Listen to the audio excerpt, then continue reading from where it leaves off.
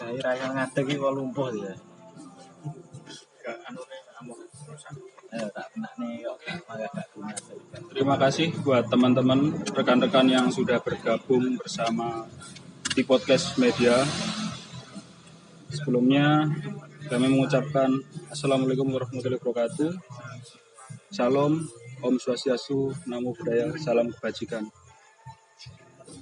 Jadi pada malam hari ini kita kedatangan bintang tamu berada di sebelah saya. Ya. Jadi tema malam ini adalah tembakau dan perokok. Ya, mungkin buat kalian yang perokok pasif, yang sering menganggap teman-teman yang merokok itu mengganggu dan sudut pandang teman-teman tentang rokok itu selalu negatif, saya harap pada malam hari ini kita bisa memperbaiki itu semua. Oke, jadi langsung saja kita menuju ke Bung Cahyo. Ya, mungkin bisa diperkenalkan dulu, Bung. Iya, saya Abdul Dinur Cahyo, biasanya dipanggil Cahyo.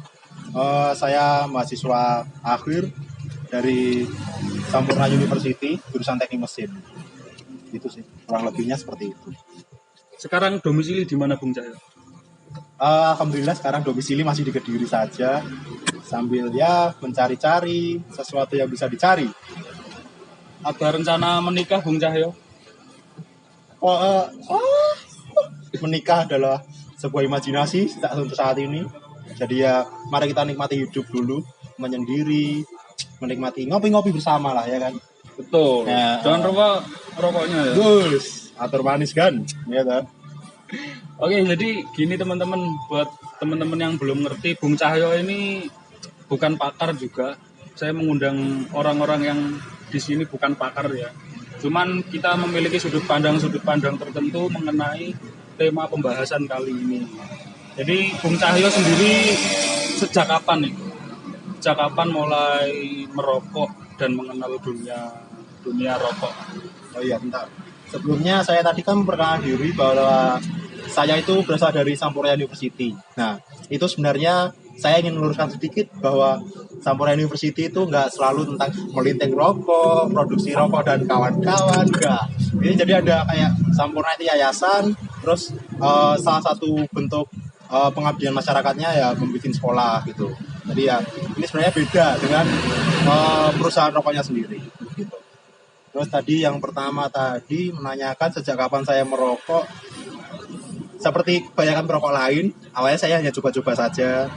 Tapi ya lama-kelamaan menemukan suatu kenikmatan sendiri gitu ketika merokok itu. Jadi ya banyak sih efeknya sebenarnya dari merokok. Tapi ya kalau kata orang-orang dari dunia kesehatan sebenarnya kurang baik.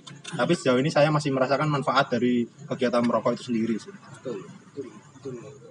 Nah, jadi mungkin teman-teman juga banyak ya. Mungkin kalau misal kayak saya nih merokok, mungkin kalau Bung Cahyo bukan perokok aktif, pasti kan merasa terganggu gitu. Jadi sebenarnya apa sih manfaat kalau kita merokok itu? Apalagi kalau kumpul-kumpul gini. Kalau kita kumpul-kumpulnya bareng sesama perokok enak ya mungkin ya. Tapi kalau mungkin kita berkumpul ada yang satu minoritas nggak merokok, itu gimana menurut Bung Cahyo? Dari sebagai sisi perokok sendiri, ketika kita berkumpul bersama, terus habis itu merokok bersama, itu perbincangan menjadi lebih hangat, ya kan? Karena ada asap-asap, lebih hangat lah pokoknya. Perbincangan gitu juga ya? lebih enak. Gitu ya, logikanya gitu. gitu ya. Okay. Jadi lebih hangat gitu ya. Apalagi malam hari, mata melek, hangat-hangat, nikmat sekali. Tapi kalau dari segi perokok pasif sendiri, paling enggak kita harus menghargai dia juga. Contohnya ketika dia merasa terganggu mungkin bisa bilang, dan sebagai perokok yang aktif ketika dia merokok ya diusahakan kalau asapnya itu nggak sampai ke yang perokok pasif itu atau tidak mengganggu orang lain lah. Pokoknya ya ditanya dulu apakah dia terganggu atau enggak. Kalau terganggu gimana baiknya aja sih pada si perokok, apakah dia mengarahkan asapnya ke atas, ke bawah, atau ditelan, bisa jadi. Ya kayak gitu sih kurang lebih kalau dari sisi perokok sendiri gitu. Sekaligus perbaikan lingkungan gitu. Iya, Ditelan. Entah paru-paru jebol nggak tahu sih efeknya. Masalahnya belum pernah juga nelan gitu. Iya, bisa. Selain itu mohon maaf kalau audionya rada gerada karena ini truk tidak tawaklat ya. Motor-motor knalpotnya reng gitu wes. Gak pengertian lah, gak apa-apa. Dinikmati saja. Dinikmati aja. Jadi tujuan podcast ini kan sebenarnya buat orang-orang yang mau mendengarkan dan mengerti sudut pandang aja sih ya. Iya, gitu. Menambah perspektif sih. Jadi nggak langsung ngejudge dan saling menghargai orang lain sih. Paling benar. Betul gitu. Oke, mungkin lanjut saja Bung Cahyo. Jadi beberapa orang mungkin kebiasaan merokok ini sebenarnya nggak dibuat-buat gitu. Mungkin karena lingkungan ya gitu, terus temannya gitu ya. Mungkin dulunya Bung Cahyo nggak merokok, sekarang jadi merokok ya, gitu. Faktor lingkungan mempengaruhi sih. Ya, jadi kenapa kok Bung Cahyo itu mungkin dulunya punya lingkungan merokok dan sekarang akhirnya memutuskan untuk menjadi sebaters ini gimana? Sebaters ya. Ketika awal nyoba rokok ya, itu sebenarnya itu lumayan berat. Soalnya ya saya belum nemu siapa enaknya dari ngerokok itu. Soalnya ketika sedot, habis itu coba dises apa ya dises? Dises itu sesah gitu lah ya kan. Dihisap. Nggak tahu. Susah juga. Habis dihisap dises ya gitu. Ketika dises itu rasanya pusing, habis itu kepala jadi berat, tapi lama-kelamaan itu ada efek kayak menenangkan gitu sih. Gimana ya, menenangkan. Jadi ketika ada beban berat, contohnya saya ngampus, ketika bikin laporan lumayan banyak itu saya nyoba buat ngerasain rokok lagi dan itu ada efek menenangkannya gitu di situ. Soalnya kan ya seperti kita tahu bahwa rokok ada nikotin, dia menyebabkan endorfin kita naik, akhirnya kita sedikit merasa bahagia atau apa, nggak tahu lah itulah pokoknya lah yang ada di kepala kita. Pokoknya tapi saya rasa di kita itu lebih tenang gitu, relax gitu. Terus yang saya tahu juga ketika kita hisap rokok, itu dipraktekkan. Itu kita mengambil nafas panjang. Nah, ketika kita ngatur nafas panjang kita, tarik, dikeluarkan pelan-pelan, ditarik, pelan-pelan, itu juga sebenarnya ada efek buat lebih kita tenang. Jadi kalau menurut saya itu rokok lumayan bisa membuat tenang ketika kita mengalami suatu beban atau apa gitu. Lumayan bisa membuat tenang kalau menurut saya. Jadi akhirnya ya sebaters mania. Mantap sekali ya. Jadi teman-teman ini tidak bisa dipungkiri ya. Jadi kalau kita melihat di zaman-zaman sekarang juga mungkin nggak hanya zaman sekarang ya. Sebenarnya kebiasaan merokok itu kalau kita tengok dari sejarahnya itu sebenarnya sudah timbul di tahun 1800 sekian gitu. Jadi kayak istilah tobacco ya itu kan awalnya bukan berasal dari kita. Ya pasti dong. Ya pasti ya. Jadi berada di Amerika sana dan kebiasaan itu dibawa oleh bangsa penjajah kolonial itu. Kebiasaan seperti itu dibawa oleh mereka dan akhirnya baik wanita ataupun pria itu mencoba pada zaman dulu. Dan faktanya sebenarnya itu merokok itu dulu itu adalah sebagai obat teman-teman. Jadi bukan apa ya, kalau sekarang mungkin tidak murni ya Bung ya. Kalau sekarang mungkin soalnya udah ada campuran saus masih ada campuran gitu. Ya, kalau dulu itu murni. Jadi ketika kita menggunakan tembakau untuk pengobatan asma itu benar-benar murni gitu. Gitu sih. Dan kalau kita melihat sekarang fenomenanya kan banyak banget nih cewek yang mulai memilih jalan untuk ikut menikmati. Ya tetap ya. Rokok. Tergantung itu orangnya sih tetap. Gitu. Sebenarnya tidak masalah sih, kita tidak menjustifikasi Ya, enggak. orang-orang yang seperti itu. Gitu. Dan nggak ada salahnya juga sih. Nggak masalah. It's okay. Dan mungkin gini nih, jadi banyak teman-teman yang mungkin merasa kalau ada orang merokok, hak untuk bernapas itu dikurangi nih. Nah, kira-kira menurut Bung Cahyo gimana nih? Siapa yang dikurangi bernapasnya? Hak bernapas bagi orang-orang yang tidak merokok. Ya enggak dong, kalian bisa nafas kok, bebas, masih bebas. Tenang. Asal kalian nggak nafas ngirup Berarti asapnya yang juga. berkala seperti itu lebay berarti. Oh, nggak dibilang lebay juga sih, soalnya mereka juga mungkin terganggu kalau ada asapnya yang ikutan. Oh gitu. Tapi kalau membatasi buat dia bernafas, itu enggak juga. Soalnya dia juga masih bisa nafas. Cuma pengertian dari para perokoknya aja gitu, biar nafasnya dia nggak terganggu juga. Soalnya kan kayak kita nggak boleh membatasi hak orang lain untuk melebihkan hak kita. Jadi kita harus sama-sama mengerti lah ya. Jadi pengertian aja sih antara saling mengerti gitu. Itu sih dari situ. Tapi gini Bung Cahyo, jadi kalau kita melihat di beberapa tempat ya, mungkin kayak kalau kota besar kayak Jakarta, mungkin Surabaya, dan mungkin di beberapa kota lainnya itu ada larangan-larangan atau kayak membatasi gitu. Dan pembatasan itu tidak dengan atau tidak diikuti dengan solusi berupa penyediaan ruang merokok. Nah, iya. Nah, menurut Bung Cahyo itu seperti apa? Oh. Kalau menurutku ya paling nggak harus dibedakan antara tempat umum yang dibolehkan merokok dan tempat umum yang tidak boleh merokok. Contohnya kalau kita berada di mall, itu ketika kita nggak boleh merokok, memang ada alasannya karena AC dan kawan-kawan, ya kan? Pom bensin sangat jelas sekali. Jadi ada beberapa tempat umum sebenarnya yang memang di situ nggak boleh dan ada yang boleh. Kalau contohnya di taman, kalau di taman itu ada larangan merokok, itu kalau menurut saya sah-sah aja. Soalnya di taman itu tempat publik dan ada anak-anak sih. Saya lebih concern ke anak-anak. Soalnya kayak nggak enak aja gitu ketika kita merokok dilihat anak-anak atau sampai asapnya kehirup sama dia. Saya nggak bisa bayangin gimana sih pertumbuhan anak ini nanti. Takutnya ada penyakit apa atau apa gitu ya. Tapi kalau sampai di taman itu ketika dia sepi dan ada larangan merokok, kalau saya sih merokok saja.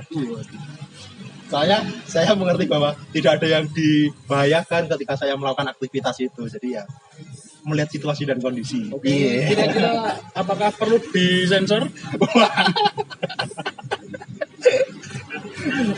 Oke, nanti dikat ya. Santai. Petugas pasti pengertian. Aduh. Tapi gini Bung Cahyo, jadi kalau tadi kita ngomong di suatu tempat ya, kalau sekarang ini kita melihat juga beberapa bulan yang lalu pemerintah itu meluncurkan aturan baru nih, mengenai pengemudi yang merokok. Itu pasti. Sudah dengar ya? Oh, itu pasti. Saya di sini sebagai perokok sangat menentang aktivitas itu karena saya sangat suka riding ketika motoran, dan ketika ada perokok pengen rasanya saya tendang gitu orang, jatuh deh, mampus antum. Merokok tahu kondisi antum, soalnya ketika kalian sedot asap itu abu kemana-mana, abu kena pengendara lain itu membahayakan sekali. Nah, kalau menurut saya jadi sangat benar sekali ada peraturan itu, dan sebagai perokok Anda harus sadar diri, introspeksi. Masa di jalan merokok, kayak gak bisa duduk santai nikmatin satu batang habis lanjut gas Sambil ngopi-ngopi gitu.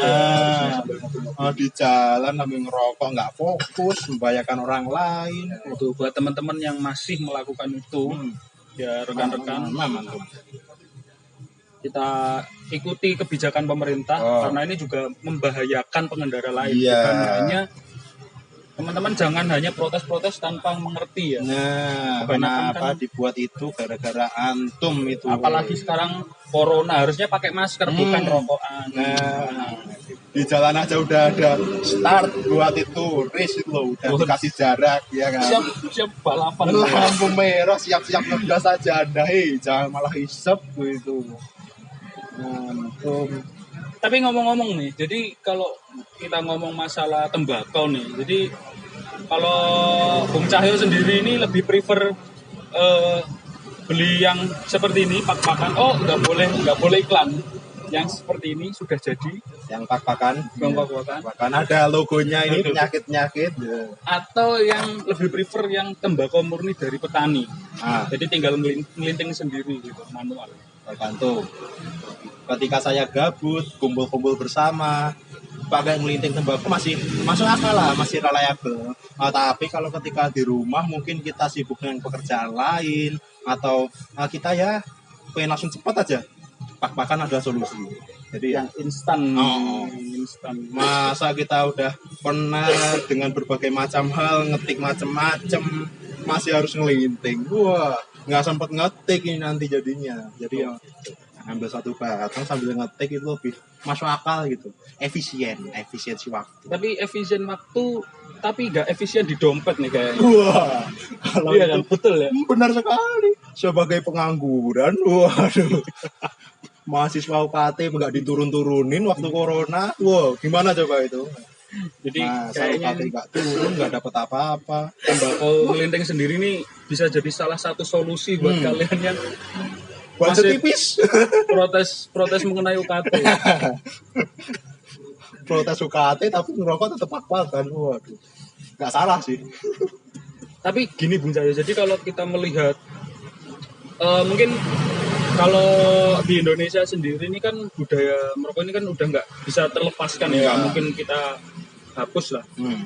Tapi kalau kita melihat dengan antusias masyarakat yang mungkin semakin tahun semakin meningkat terhadap rokok, kalau kita melihat petaninya, itu kenapa ya? Jadi saya punya cerita begini Bung Cahyo. Jadi suatu ketika saya mendaki di Gunung Sumbing di Temanggung, Jawa Tengah. Kami memang di wilayah itu produksi tembakau gitu, di wilayah Temanggung, Wonosobo itu.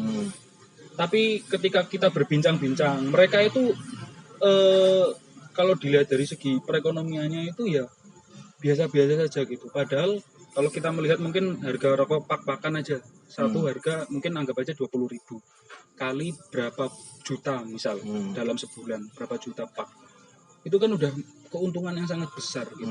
Keuntungan sangat besar sekali. Tapi kenapa kok petani-petani kita itu kesejahteraannya belum meningkat? Pemasukan ketika kita membeli rokok semakin meningkat harganya, masukan terbesar masuk kemana? Pasti ke perusahaan rokoknya. Yakin? Kemana? Pajak negara dong.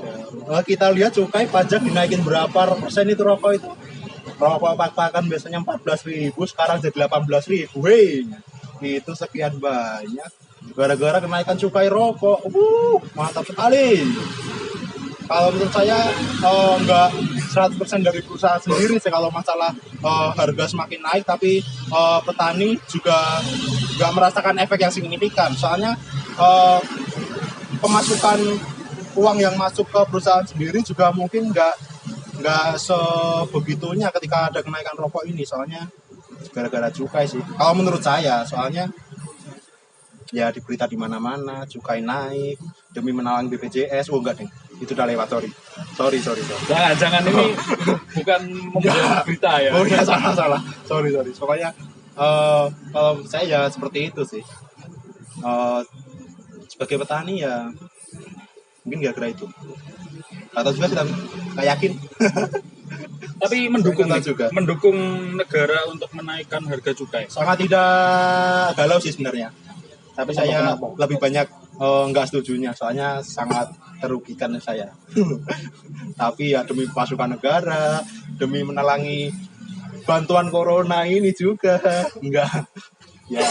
Tapi kalau kita melihat ini proses kapitalisme di rokok ini sebenarnya sangat membantu loh. Membantu apalagi perekonomian masyarakat.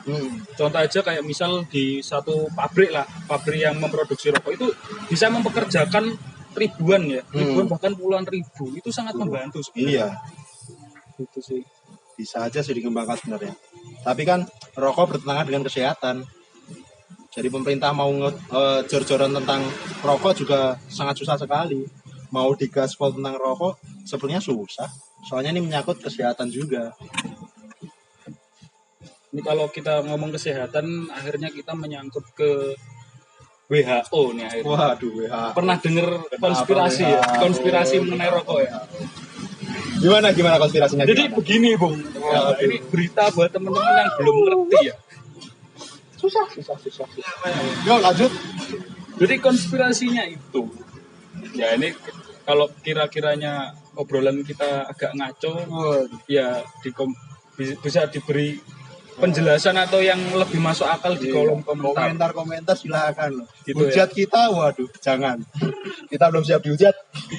Jadi gini, Bung, kalau dari kabar burung, Twitter. burung. Oh, bukan. Ya, Kabar kenapa burung, whistleblower. kenapa kok pemproduksi rokok ini harus menampilkan gambar-gambar seperti ini? Karena itu perintah negara, Bung. Oh, perintah negara. Betul. Di mana konspirasi itu dibuat oleh perusahaan farmasi. Dan di mana lagi WHO itu mengikuti instruksi dari, sebenarnya bukan instruksi ya, kayak ya justru Kesepakatan itulah. bersama sih. Konspirasinya itu berada di situ. Kalau menurut saya penelitian kan semakin berkembang semakin hari. Ketika kita dari tahun berapa itu 1800-an rokok diproduksi dan digunakan sebagai kesehatan karena penelitian saat itu menyatakan seperti itu. Terus habis itu dikembangkan lagi, kalau penelitian selanjutnya pasti akan berkembang lagi, ditemukan fakta-fakta baru. Mungkin karena alasan itu akhirnya dokter-dokter atau perusahaan farmasi atau apapun itu mereka bilang kalau bahwa rokok ini berbahaya, mungkin karena perkembangan penelitian itu sendiri. Itu kalau dari sudut pandang saya sebagai peneliti. Saya nggak peneliti juga sebenarnya, tapi ya kalau dari sudut pandang para peneliti seperti itu, dunia research gitu seperti itu. Jadi kalau perkembangannya ilmu pengetahuan akan berkembang setiap harinya. Jadi mungkin ya nggak salah juga sih kalau ditemukan banyak efek samping dan efek buruknya ya. Mungkin itu penelitian yang baru karena sudah banyak di jurnal-jurnal juga. Kalau dikata sebagai konspirasi, saya tidak terlalu into konspirasi, saya tidak terlalu mendalami konspirasi, jadi saya berpikir rasional saja tentang penelitian itu. Seperti bisa di search di jurnal-jurnal internasional gitu ya. Banyak sih sebenarnya. Makanya ketika jurnal-jurnal yang dipakai biasanya kan buat sebagai acuan itu paling enggak 5-10 tahun ke belakang. Itu 10 tahun maksimal banget. Makanya ketika kita menggunakan referensi bahwa rokok ini memiliki dampak baik yang diterbitkan jurnal lebih dari 10 tahun ke belakang, itu kayak kurang gimana gitu dalam dunia penelitian. Jadi ya itu sih, lebih pakai penelitian yang lebih terupdate. Oke. Kalau dari sudut pandang saya. Masuk. Ya itu. Ya mungkin ini jadi ada tambahan dari Bung Rido. Jadi selain kami berdua di belakang layar ini banyak orang. Para fans, tenang. Jangan emosi, itu yang belakang jangan ribut, tenang. Dapat bagian, tenang. Sabar.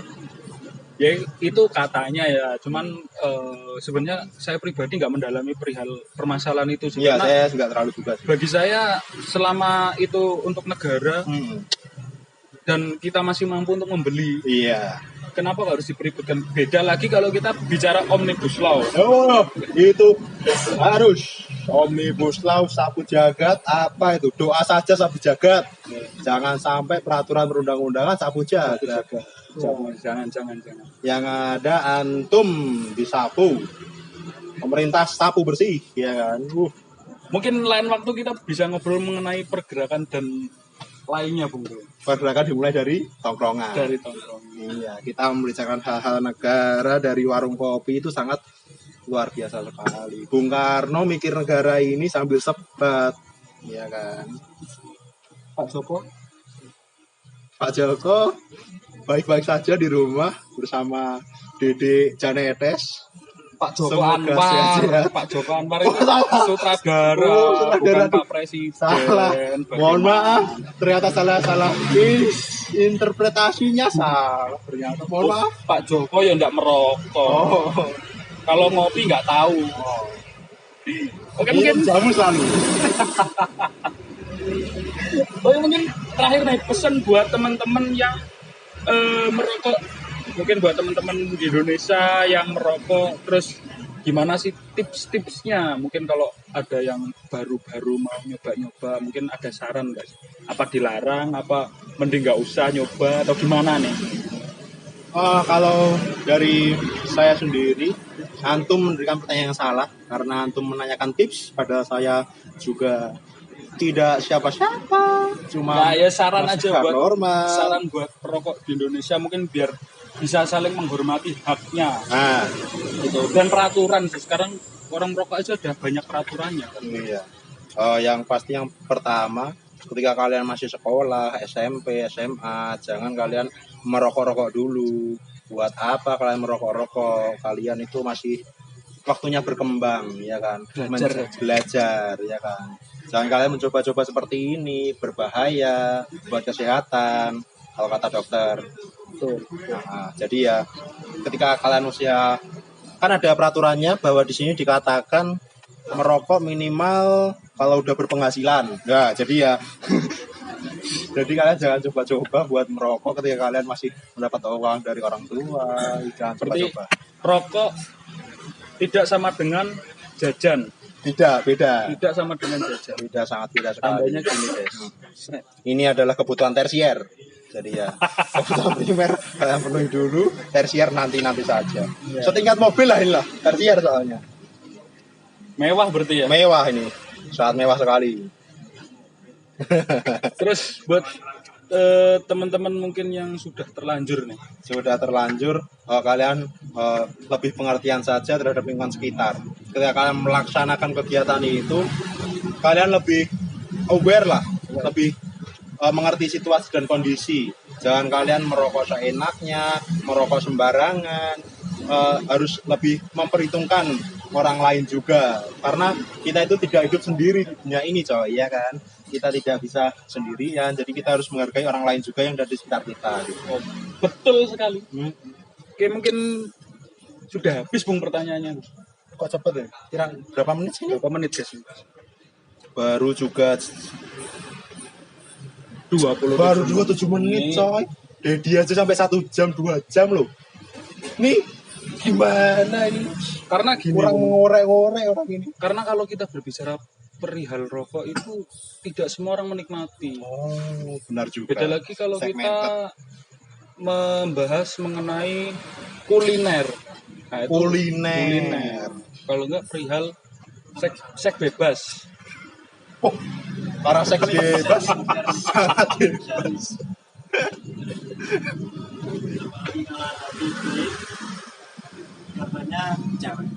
Nah itu Panjang itu nanti, panjang. Itu nanti dari pagi sampai malam nggak habis itu jawabannya. Kuliner, ngomong-ngomong kuliner boleh lah ya, nanti lah yang ngomong. ya kuliner. nanti kalau kita ada waktu Iya, lain kuliner. waktu kita akan bahas kuliner. Apa Apa ya yang cocok kuliner? kulineran ya? Iya, Asik ya. nikmat sekali kulineran. Habis kuliner jangan lupa rokokan. Oh salah Bung, Apa? minum dulu. Oh iya, Minum salah. dulu. Seret nanti ya. Oke, masuk akal. Bisa diterima. Ya oke, mungkin gitu aja teman-teman untuk perbincangan kita mengenai tembakau dan rokok. Buat teman-teman yang mungkin punya aspirasi ya, aspirasi bisa silakan kalian kirim aja di kolom komentar atau bisa DM ke Bung Cahyo. Wah, DM saya kasih. DM nanti saya kasih link IG-nya di bawah. Atau bisa DM ke Bung Rido. Nanti saya kasih linknya juga. Oke, terima kasih buat teman-teman yang sudah menyaksikan di podcast media. Bentar. Kenapa nggak DM ke antum aja, hei? Antum sebagai apa di sini, hei? Saya sebagai host. Iya kan? Host plus co-host. Yo, ketika host co-host harusnya ke antum dong. Kenapa ke bintang tamu DM-nya, hei? Kan gini, kalau ada seminar, Ah, host dan co-host itu hanya menerima sebagai moderator. Nanti kalau yang menjawab juga host dan co-host, narasumber nggak ada kerja. nah, pertanyaan diberikan pertama kepada narasumber, tetapi melalui host. Jadi harusnya DM ke host dong. Oke, nanti tak teruskan aja. Guys. Oke. Oke, Susah. gitu aja. Terima kasih teman-teman. Buat kalian yang sudah menonton, jangan lupa follow Instagramnya Bung Cahyo di @cahyoskot dan Bung Erdebit. Erdebit. Terima kasih, jangan lupa untuk klik tombol subscribe-nya. Cahaya